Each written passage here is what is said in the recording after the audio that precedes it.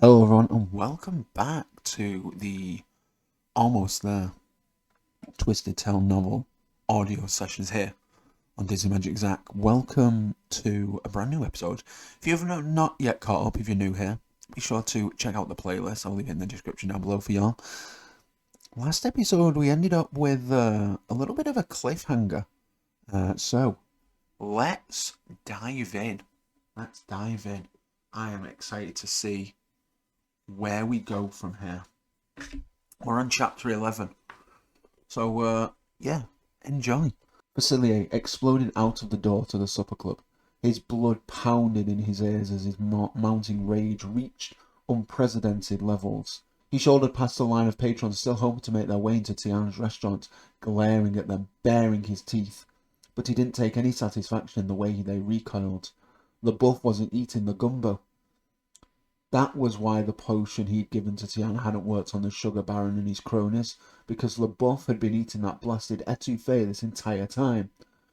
Facilier whacked a pile of garbage with his cane, sending the refuge flying across the uneven cobblestone streets in the seedier part of the Vieux Carré. Fury consumed him, rising in his throat until it unleashed with a raw scream into the dark, foggy night sky. Once home, he ripped the fedora from his head and flung it onto the hat rack next to the door. He hadn't needed much of a disguise tonight. With the number of people crammed inside Tiana's little supper club, he'd gone unnoticed as he slipped inside and parked himself at the table near LeBouf's. Tiana thought she was so clever, but he was the brains of this operation. He had been visiting her little supper club for months now, always cloaked in a different disguise. He'd been right there in the same room with them, observing from afar how she interacted with all her customers, especially those fat cats Eli LeBouf brought in. He had never got close enough to notice that LeBouf wasn't eating the gumbo. Facilier peeled off his black gloves and tossed them aside as he made his way through the emporium to the back rooms of his home. Disgust pooled in his stomach, recollections of the conversation he overheard between LeBouf and those two from the city council swirling around in his head. The wealthy sugar baron had pledged to invest $50,000 in a new set of railroad tracks being added to those that already lined the riverfront, as if it were play money. What a ridiculous man with ridiculous ambitions. The things Facilier would do with that type of wealth, with men bending over backwards to heed his every word. He snarled as he recalled an incident years ago when he'd encountered Eli LeBouf in Jackson Square. The sugar baron had not been nearly as wealthy and powerful as he was now, yet still carried himself as if the world were his to control. Facilier had held out his hand for a gentlemanly handshake, but LeBouf had walked past him without so much of a glance. Well, LeBouf and his cronies would take notice of him, and soon Facilier would make sure of it. He squeezed the handle on his cane so hard it was a wonder the wood didn't break under the strain. He tossed the cane aside and went to work, gathering everything he needed to create more of the potion he'd given to Tiana for her gumbo. Before long he would be on his way to owning this city, his arms brimming with the ingredients he'd collected from the shelves. Facilier turned and sneered at the dark, dank room.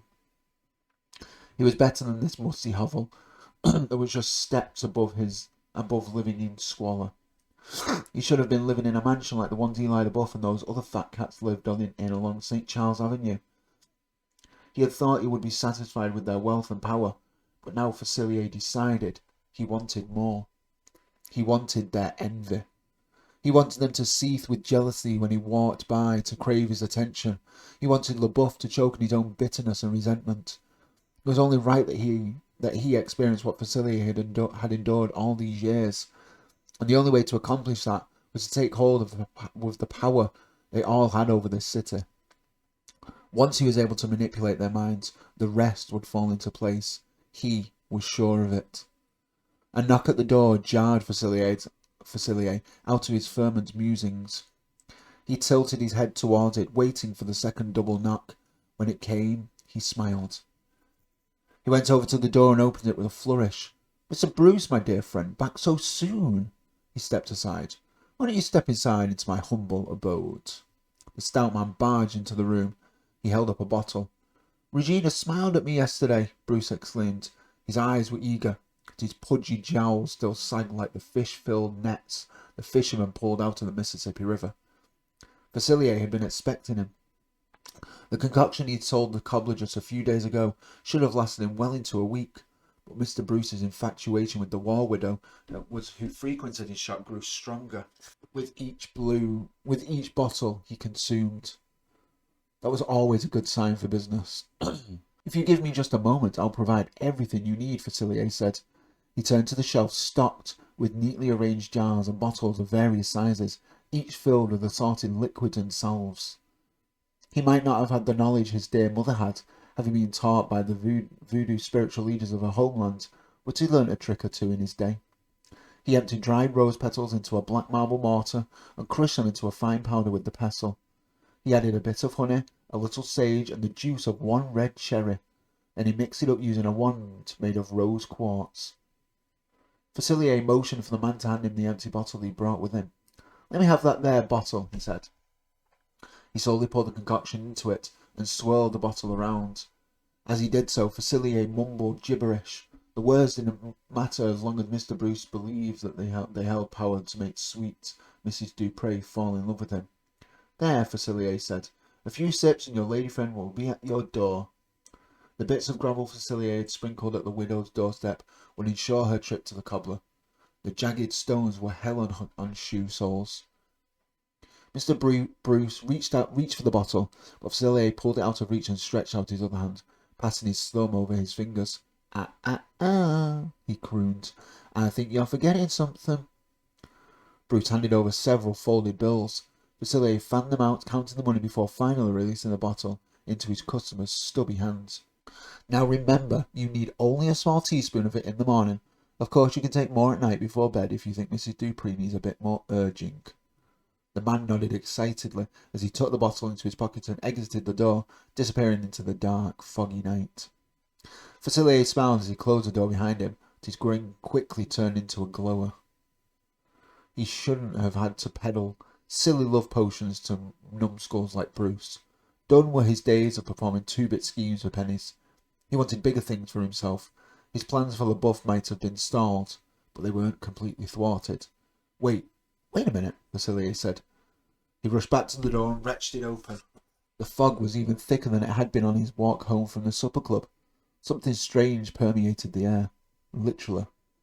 Facilier had no idea what was behind this curious phenomenon, but he now realized that he could use it to his advantage. His low, deep chuckle grew larger as he shut the door and returned to his laboratory. His first plan might have failed, but this one wouldn't.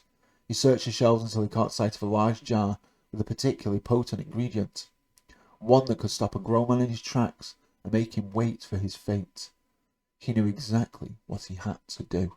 And there we have it. That is chapter 11. A lot of Facilier stuff going on there. He wants revenge, man. That's what he wants. But yeah, super fun. I'm always good. Be sure to like, comment, share, subscribe, all that fun stuff. And I'll see y'all next time for a brand new episode here of this amazing book, this awesome audio series. Thank y'all. Much love. Peace.